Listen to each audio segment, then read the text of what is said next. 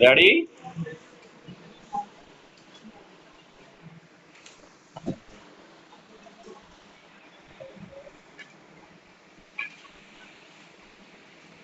Start.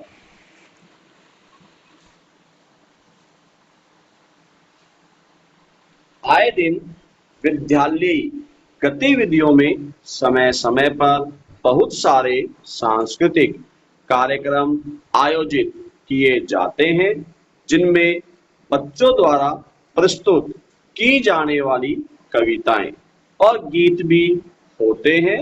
Stop. कई गीत या फिर कविताएं इस प्रकार की भी होती हैं। माँ, मुझको बंदूक दिला दो, मैं भी लड़ने जाऊंगा। सरहद पर वन फौजी, मैं दुश्मन को मार भगाऊंगा।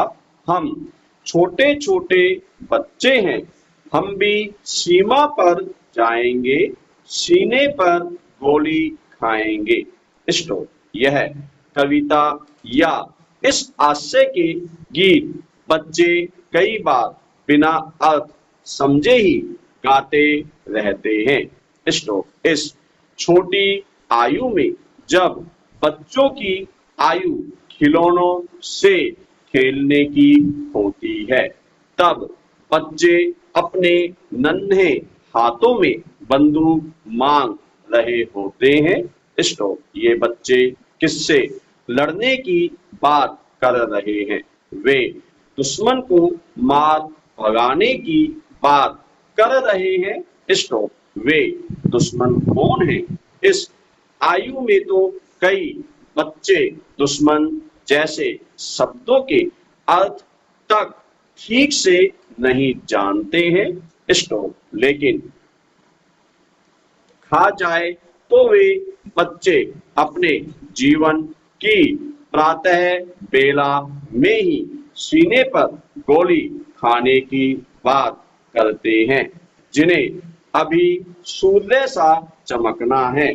जीवन के दिन के अनेक पड़ाव देखने हैं। ऐसी कविताएं उन्हें बड़ों द्वारा याद करवाई जाती है। स्टॉप। हम जो कविताएं या गीत बच्चों से प्रस्तुत करवा रहे होते हैं, उनका बच्चों के लिए कितना मायने है, ये किसी भी रचना को क्यों गाए जिनका अर्थ या परिणाम उन्हें पता न हो। अपने देश संस्कृति का गौरवगान तो अच्छा है, लेकिन यह दुश्मन कौन है? यह मारने मरने की बात क्यों की जाए? जीने और जीने देने की बात क्यों नहीं की जाए? दूसरे कि हम बड़े बच्चों की भावनाओं के बारे में कितना जानते हैं?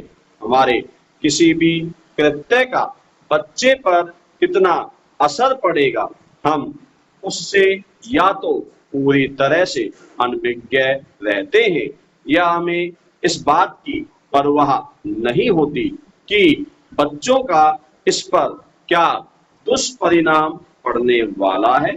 इसको बच्चे बिना समझे ऐसी चीजों को मात्र रट रहे हैं, जो कि हम उन्हें रटवा रहे हैं। इसको पैरा हम बड़े कई बार जाने अनजाने में अपने कई दुश्मन भावनात्मक रूप से उन्हें सौंप रहे होते हैं कि जो हमारा दुश्मन है वह तुम्हारा भी दुश्मन है। हम दुनिया के इतिहास को देख ले तो बहुत सारे दुश्मन तो हमारे दुश्मन थे ही नहीं। इसको कुछ दुश्मन हमारे दूसरे देश के होने से बने, कुछ दूसरे धर्म के होने से बने, कुछ दूसरी जाति के होने से बने, और कुछ दूसरे परिवार के होने से बने। स्टॉप। इन बच्चों का काम बड़ों के लिए दुश्मनों को आगे अपने जीवन में ले जाना है और फिर आगे आने वाले बच्चों को सौंप देना है। Stop para. मूल रूप से अगर हम बच्चों की प्रवृत्तियों को समझें तो देख पाएंगे कि बच्चे बेहद दयालु, प्रेम करने वाले और सबको समान समझने वाले होते हैं। स्टॉप। सियाराम शरण गुप्त की कविता मैं तो वही खिलौना लूंगा यूं ही नहीं लिखी गई है। स्टॉप। इसलिए भी शायद कईयों ने कहा है बच्चे भगवान का रूप होते हैं। स्टॉप। बच्चे किसी को दूसरे धर्म या जाति का नीचा ऊंचा नहीं समझते। स्टॉप। वे किसी से अमीर गरीब होने पर कोई भेदभाव नहीं करते। स्टॉप। वे अपनी स्वाभाविक प्रवृत्तियों में जीते हैं। इसलिए बहुत पैसे वाले घर के बच्चे भी कई बार हमें झाड़ू चप्पल से खेलते दिख जाते हैं और अभिभावक उन्हें महंगे खिलौने पकड़ाते रहते हैं। स्टॉप। लेकिन वे उनको छोड़ के झाड़ू चप्पल से खेलने लगते हैं। स्टॉप। किसी खेल को खेलते हुए वे मिट्टी में खो जाते हैं। स्टॉप। उनके माता पिता चिंतित होते रहते हैं कि उनका बच्चा मिट्टी में लिपट गया है। स्टॉप। वे बार बार उसे मिट्टी में खेलने से रोकते रहते हैं। स्टॉप। वे ऐसी हर चीज के लिए उन्हें रोकते रहते हैं जो उनकी निगाह में ठीक नहीं है। Stop para. हमें यह याद करना चाहिए कि अब तक हम मानवीयता, संवेदना और छल कपट से दूर जीवन तत्व से जुड़े प्रतीकों के संदर्भ में बच्चों का हवाला देते आए हैं और यह सच भी है।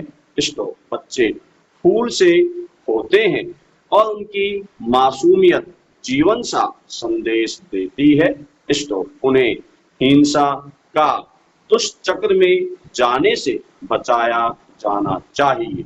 Stop para. हम गाहे पगाहे बच्चों की कोमलता, उनकी बाल सुलभ क्रियाओं की प्रशंसा तो करते हैं, लेकिन करते वह है जो उनकी कोमलता को नष्ट करती है, उन्हें क्रूर बनाती है, कठोर बनाती है। उनमें दुश्मन के प्रति बदले की भावना भरती है।